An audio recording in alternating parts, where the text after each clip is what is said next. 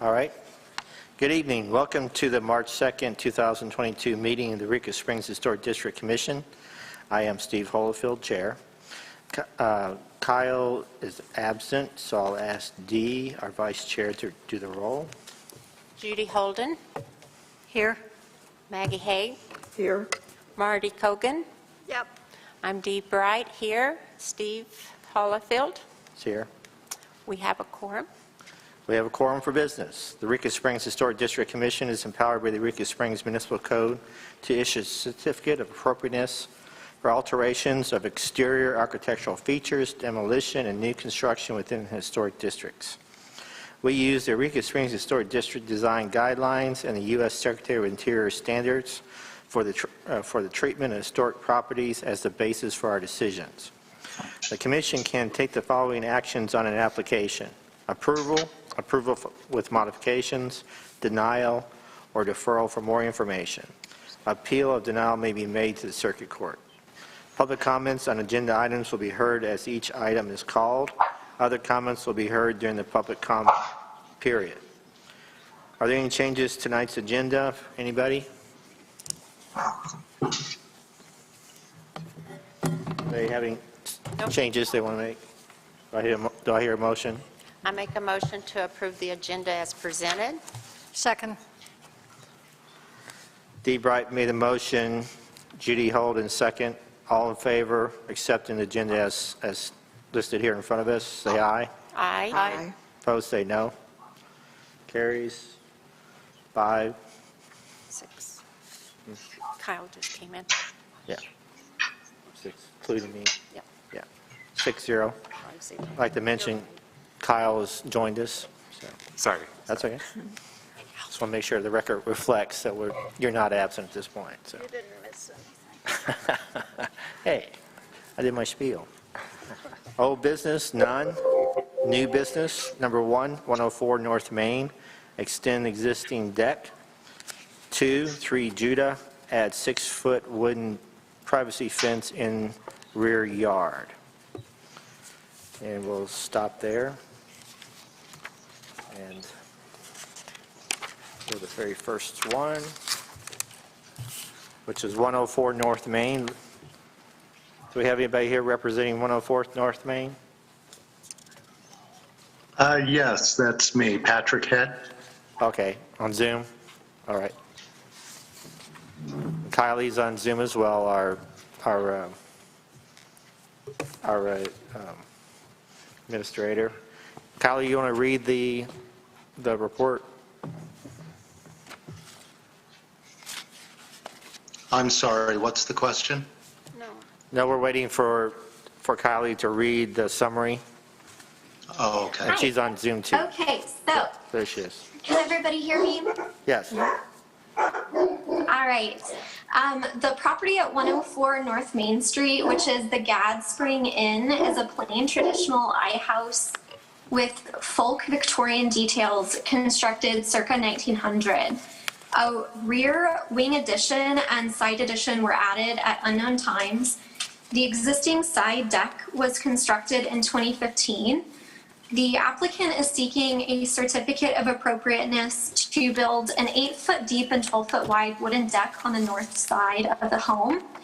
The deck will encompass part of the existing walkway and will only extend 4 feet further than the existing structure. Steps will be centered on the deck addition with rails matching the existing. Flip over here. In evaluating the request for alterations at 104 North Main Street, staff makes the following findings of fact. The proposed alterations to the existing deck are subordinate to the building and yard in size and scale. A 4-foot extension of the deck would have minimal visual impact on the overall property. Okay. I move that the Historic District Commission issue a certificate of appropriateness for the work at 104 North Main as proposed. Second. Judy made the motion. Dee Bright seconded.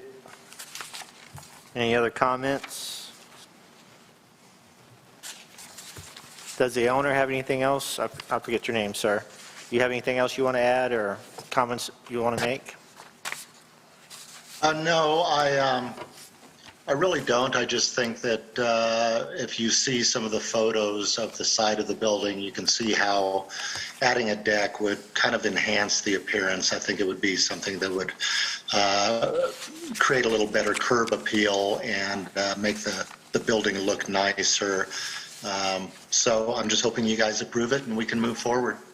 Okay, thank you, sir. Any other comments, suggestions? All right. We'll take a vote. All in favor, say aye. Aye. Opposed, say no. Motion carries 5-0. Thank you. You're welcome. And next up is 3 Judah Street. Someone here from 3 Judah. You want to step up to the mic, sir? State your name and your address. My name is Robin Gradage.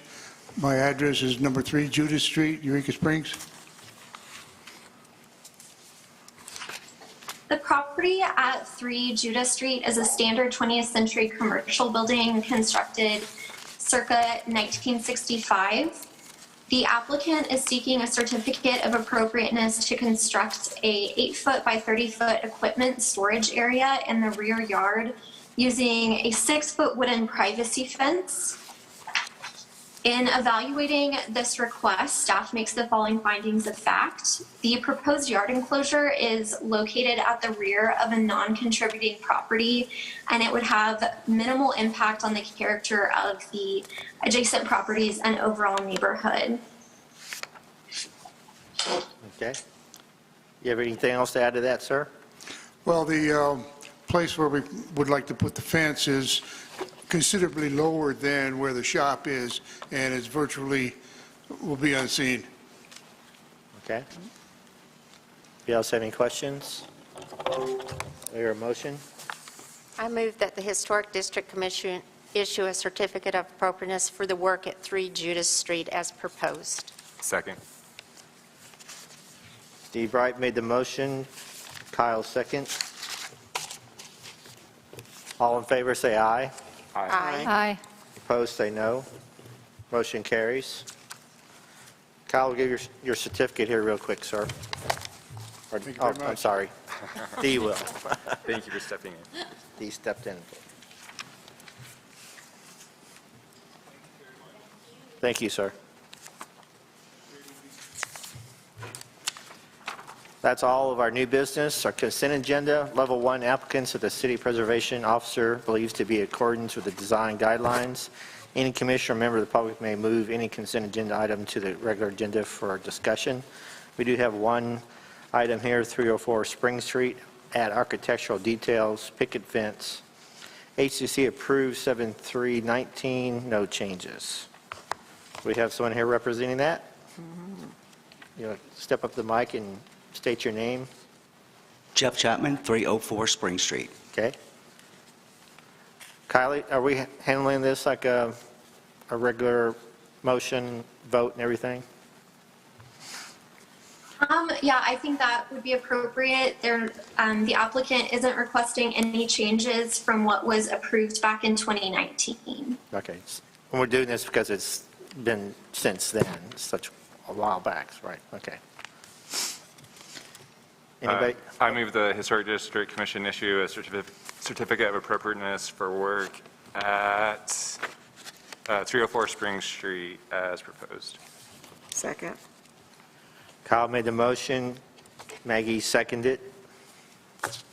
Any other questions, comments? All in favor, say aye. Aye. Opposed, say no. Kyle, sign Kyle, get your certificate real quick, sir. that. Did you sign it?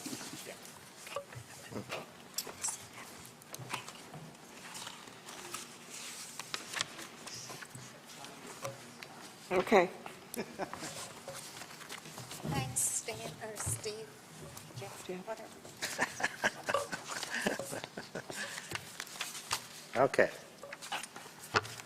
Administrative approvals by Historic Preservation Officer, applications for repair and work involving no changes in materials, changes in roofing and paint colors, signs. We don't read those anymore. Go down to commission business. Approval of minutes from February 16th, 2022. I make a motion to approve the minutes from February 16th, 2022. Second. Dee made the motion, Judy seconded. All in favor, say aye. Aye. Opposed, say no. Motion carries. Minutes are approved. Treasurer's report, January 2022, Maggie Haid.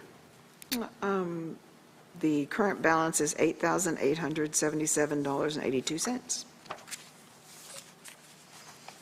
Thank you. We need to make a motion. Do we I need to- move that we approve the amount stated by Maggie Hay as 8,000. Second. 77. $77.87. 82 cents. 82 cents, sorry. Judy made the motion, Dee second. All in favor, say aye. Aye. Opposed, say no. Okay. Item number 3, dollar and cents program. Kyle? So I just wanted to ask, I guess I'm filling out my application to put this program through. We have a set date for August 26th. I guess I just wanted to put this on the agenda to see if this is something that the commission wants to officially endorse, I guess, or be a part of, just so that I know if we want to put HDC on the application for this program. Okay. Do we know what this program is? So it is a educational program put on by Preserve Arkansas. Rachel Patton is the director. I've been working with her. It's a day-long program. Starts about 9 in the morning, goes till about 3 or 4 in the afternoon.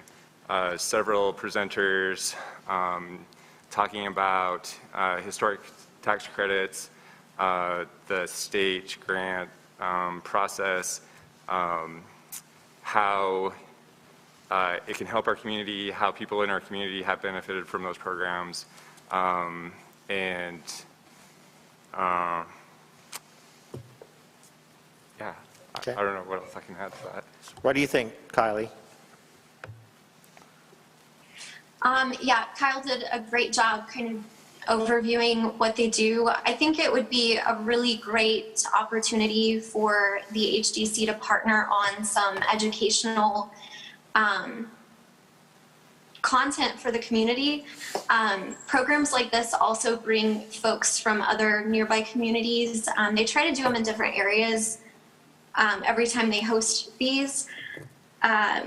And I am getting more and more questions from property owners, specifically people who have businesses who do qualify for tax credits, how they go about just doing that whole process and what types of work qualify. So I do believe that there's interest in the community for this. Okay. So what do we need to do to set this up? Do we need to put it on our agenda to discuss it more, or how we move forward? At this point, I think really all that we need is if the HDC does want to kind of officially be the host or sponsor for this event, is just to vote to do so. And maybe I think all that would be involved in that is maybe some volunteer time helping Rachel set everything up and helping spread the word in the community. It would be at no cost to the commission. So it's really only good things. I don't hear any downside to this. Okay. Someone will make a motion? I have a question. Okay. This appears to be fairly nebulous information.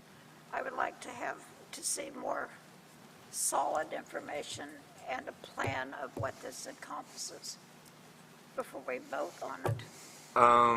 Yeah, I can bring stuff that Rachel has sent me, I think, if we want to talk about it next time, put it on the agenda for next time. Go ahead and put it on the agenda for next time. I mean, right now it seems fairly blue sky. That's, I mean, I know what it's all about, but Sounds pretty straightforward to me, but. does anybody else have opinions, or are you just going to? well, I've been to 3 of these, so I know what it's all about. It just explains, they come and present the evening and tell everybody.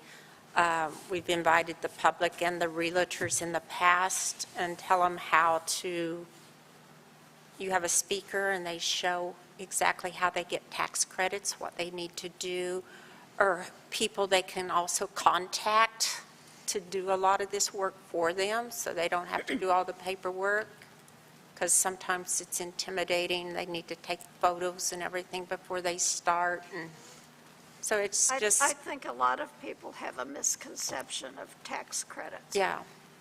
For one thing. That's something they would talk about at this workshop, right? Yeah. They would lay out the process, kind of what's involved, making sure that people are aware of how to do it appropriately, I think. Yeah. I'm just looking at the date. I mean, ahead of time, I might could help, but I probably won't be here on that date. So it's pretty minimal as far as setup. So it'd probably be 4 speakers, a podium, and the projector for a PowerPoint presentation or 2. Part of it, she would like to have one of the buildings in Eureka Springs, kind of to get out of the auditorium to go see what that has done for the community. And so, yeah, it's pretty minimal as far as setup and involvement and everything like that. So. Okay. Do you still want more information? Yeah, I do. Okay. Not just comments. What I'm hearing are comments, not information. And the other thing is, to me, would be how to get the public to attend these meetings. It's something we would talk Because about, part of right? the problem seems to be getting the public. Yeah, so Preserve Arkansas, they have their usual methods that they get the word out to people in the state. Who's they? Preserve Arkansas is the name of the And so organization. how do they inform the population of Eureka Springs that they're So they're educate us? So for the population in Eureka Springs, it would a lot rely on local word of mouth, local advertising. They will do a press release. Usually the local newspapers pick up that press release and run it. And then there's other organizations in the community, people who are involved, preservation, planning, stuff like that. And we ask them to help spread the word also. Kyle, I personally think it's an excellent idea. I think Great. it should be brought here, even if it has been here. I think with the advertising that they do, and if we can get word of mouth out to different groups and different people, I feel that a lot of people will be greatly informed about the credits, how to go about it. It would ease Kylie's questions, I think, for Right, a lot yeah. of people that keep running to her, asking her how and where and what. And if we can get, ads in the paper, I think we could have an excellent turnout for it. Yeah. At that time, I'm sorry, I'll be Oh, done. no, you're good. At that time, most of the children are back in school, and most of the people are back from their holidays also. So I think the timing is excellent also. Yeah, that's great. Rachel, I'm sorry, my mind just went blank. I forgot what I was going to say. Okay, so we want to put it on the agenda to more details next time? Yeah, I can bring some more information next time. That makes sense. Okay. We'll have it on the agenda for our next meeting, Kylie. Number 4, continued discussion on minimum maintenance and schedule workshop.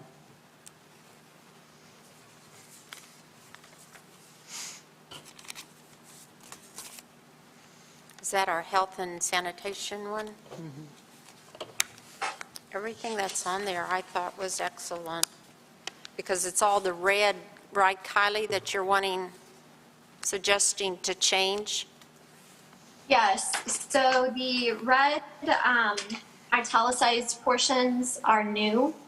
What's in black is what's staying, and what has a strikeout is obviously going to be removed. When I was reading through, I did see just like a couple typo things. Easy peasy caught those already. My question for you all is really about the last section on here, the section with the heading demolition by neglect. It's on the last page there. Do you feel like that is redundant? Are we kind of outlining what, without saying demolition by neglect, we're talking about, significant deterioration in the first part and what those signs of deterioration look like? And the idea would be that you're catching that on the front end or catching it when it's in a place where it could be repaired. Looking back at it, I'm not sure if that last paragraph's really necessary, but I would love to get some feedback on that or any other thoughts that you have. Well, I don't think we should use demolition by neglect at all, that wording from past history when it was voted down. So I think, if you do use that last paragraph, we have to take that neglect, reword it. But it is kind of redundant because you do outline it there on the second page. Yeah, it's kind of a summary. Is there anything that's against being redundant, though? Copies of that. No, We were given copies last I meeting. just don't. Not anything in red. Nope, didn't get it. From last month, Don't roll your last eyes, week. Steve, I didn't get it. Oh, Yeah. No, that's okay. I'll just ask Kylie to send it. There is one section of that last paragraph that I think is important that could be maybe incorporated into the introduction for the historic preservation section, which speaks to deterioration of, it's essentially saying why this is an issue. So deterioration of any exterior architectural feature which would produce a detrimental effect upon the character of the historic district as a whole or the life and character of the property itself.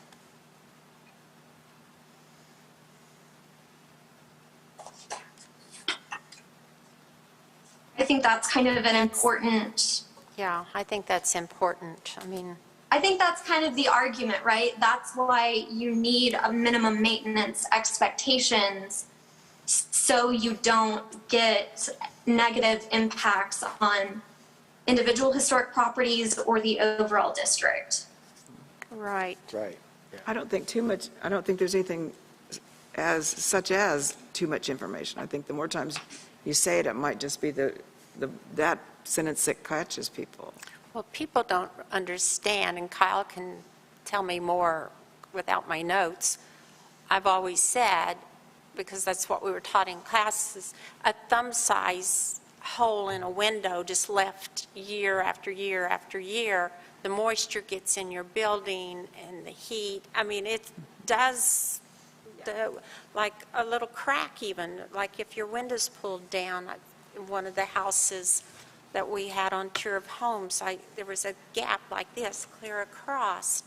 It pays its toll on your, Eventually, the whole wall goes it just rots. Yep.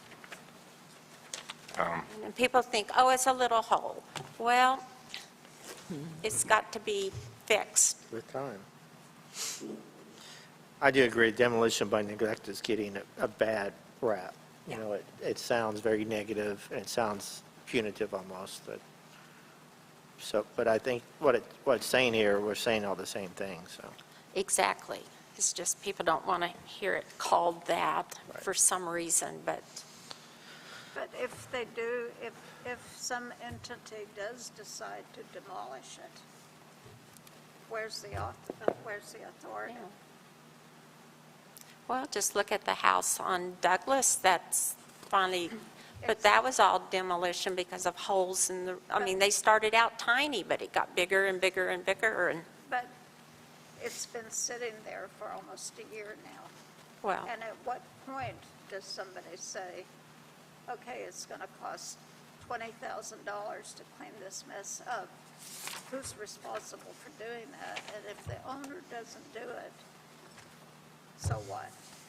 I mean, there has to be a conclusion to that. but this is trying to get them to see the, to fix that little hole in the roof, to fix the little hole in the window frame or the little glass. So we're talking, This is to stop that. But that particular instance, the Yeah, homeowner had no money, and she was Yep. fundamentally deficient.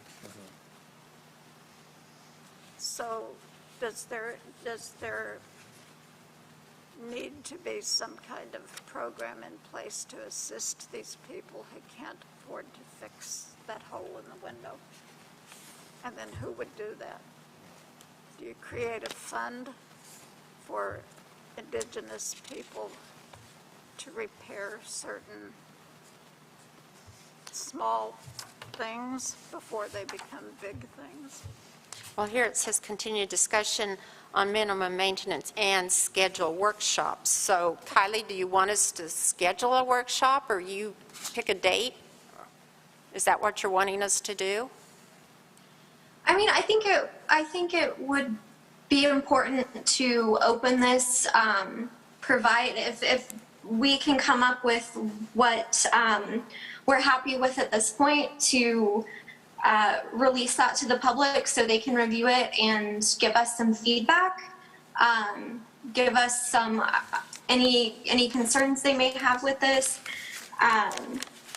And I know the last time we discussed this, somebody had mentioned the idea of inviting a member of city council potentially to come and collaborate on this. So I don't know if the commission's still interested in that, but Weren't we also going to maybe recommend some sort of an ordinance, that city council pass some sort of an ordinance to maybe address what Marty's saying and to address this? Didn't we talk about that last time too?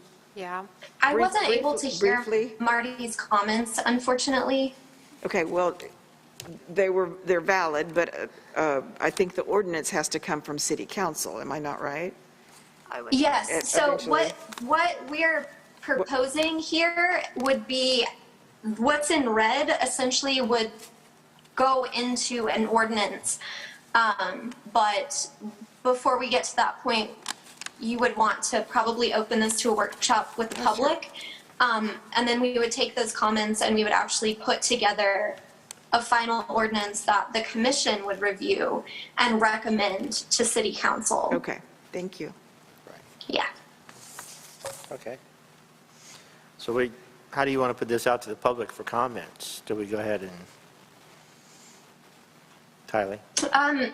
We could, I think I have a schedule here.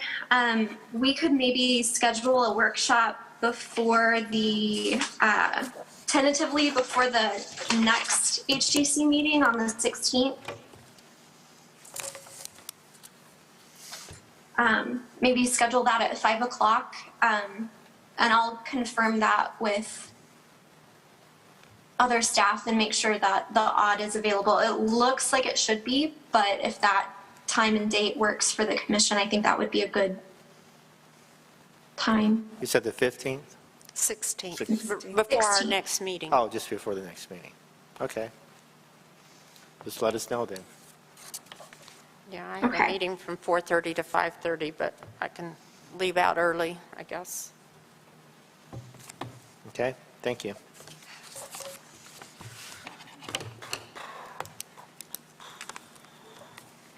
Agenda setting for March 16th, 2022. So we said we do want the dollar and cents program. Wait, you, Sorry. outreach planning for design guidelines and update project number 5. Oh, I'm sorry.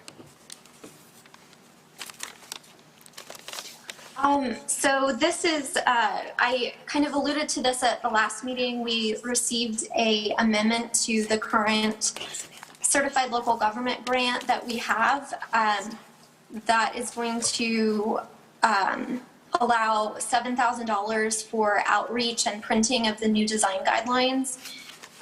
So I was just hoping for maybe some ideas about ways that we could do some community outreach to notify folks in the historic district about the revised guidelines that will be coming, ways to try to spread the word about workshops to acquaint them with the guidelines, and even earlier workshops to get some feedback on those guidelines. How much was that? 7,000. 7,000 even? Yes. That is for printing of design guidelines, printing of any outreach or promotional materials, any advertisements that the commission would be interested in potentially running to spread the word about this. I was thinking one of my initial ideas would be postcards. That can be done pretty cheap, and we could definitely get those to every single property owner in the historic district. And maybe doing like QR codes or something on there to send them to a website with a little bit more in-depth information about workshop schedules, or if we have draft guidelines at that point, we could have those uploaded and they could access them online. We could potentially even do like a Google form so they could send us feedback or thoughts that way. Just trying to make it as easy and accessible so we can hopefully reach as many people as possible. Yeah, Yeah, that sounds good. yeah. I like the Steve, QR code. Steve, may I back up 1 second and ask Kylie if she would be kind enough to resend or email us this I poured iced tea all over Health mine. and Title V stuff. Yeah, just the Title V things. Would you be willing to email us the Title V pages that you passed out last time? I poured iced tea Yes. all over mine today, so it's in danger of not lasting. Yeah, Marty does. Okay. Marty doesn't have one, so she wants one. I don't have one either. Judy doesn't have one either. Thank you. I'll just send it back out to everybody. Okay, thank Thank you. you. Okay, so are we done with the outreach planning design? Agenda setting for March 16th, 2022. We want Kyle's Dollar and Cents program on there. Anything else? Anybody else wants to add anything? No. Next meeting, March 16th, 2022. Level 3 applications due Thursday, March 3rd, 2022. Level 2 applications due Wednesday, March 9th, 2022. And no public comments at this time. Nobody here but us. Commissioner comments. Judy?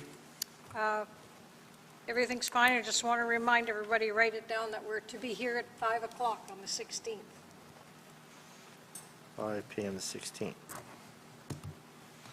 You might want to send out an email reminder about that, Kylie, the workshop. Thank you. Thank you. I will do that. Thank you. Maggie? Oh, thank you. Dee? I'm glad it's March. Maybe winter's over. I know we can get snow till May, but maybe we're seeing the worst, and daylight savings time, I believe, is the 13th, so. Right. 22nd, Yeah. I thought. Okay, whatever. It is when it is. It is what it is. Daylight savings time begins March 13th. Okay. That's it. Marty? Nope. Comments? Kyle? No comments. I'd like to thank everybody for being here, volunteering their time.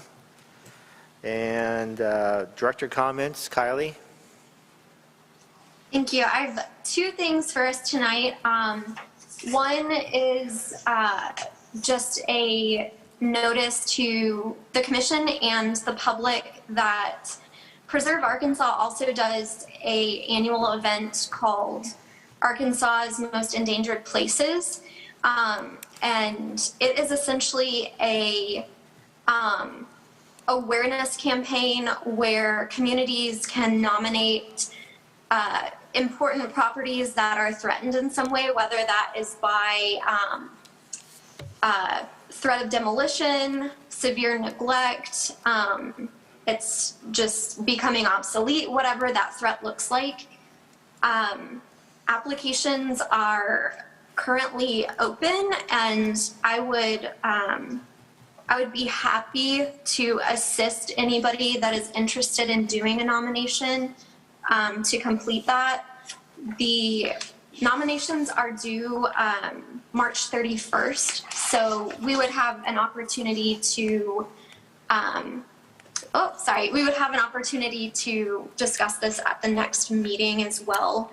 Okay. So if you all want to think about this, take a look around town, see if there's anything that you think might qualify as endangered and needs some awareness, we can discuss that next time. Can you give us examples what kind of places? Are we talking like steps or buildings or statues or what?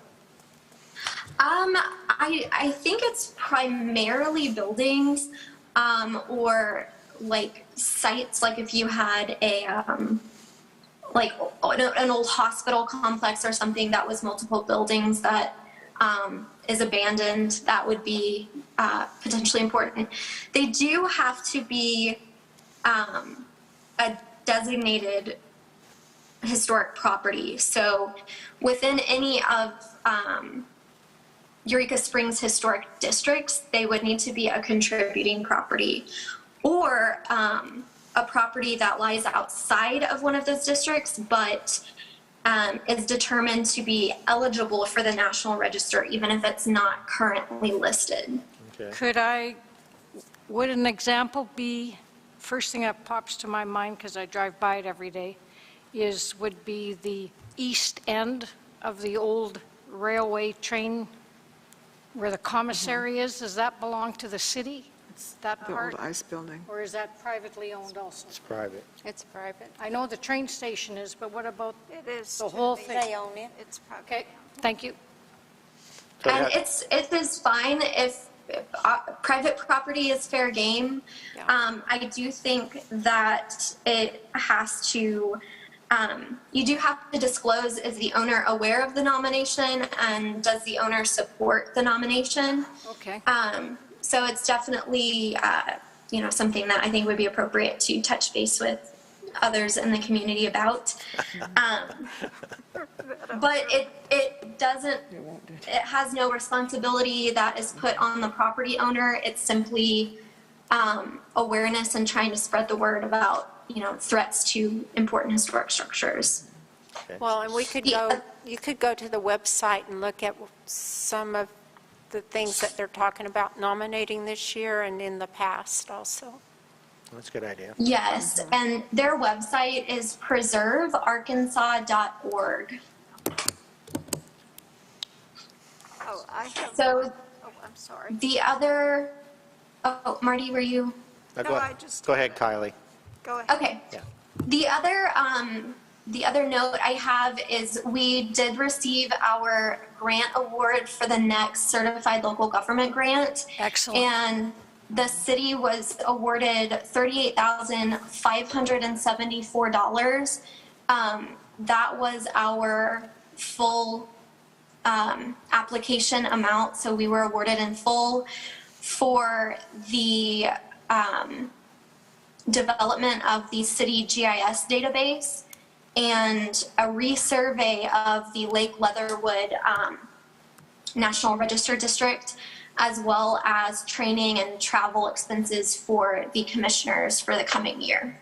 Excellent, thank you. Thank you. Marty?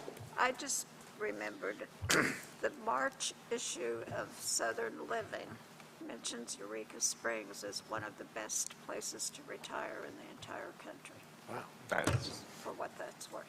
Okay.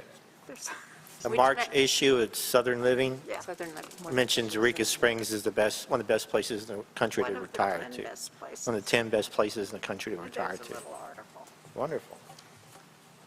Did you hear that? Yes. Okay. Okay. I hear a motion to adjourn. So moved. Second. Dee made the motion, Maggie seconded. All in favor, say aye. Aye. Opposed, say no. We are adjourned. Thank you very much.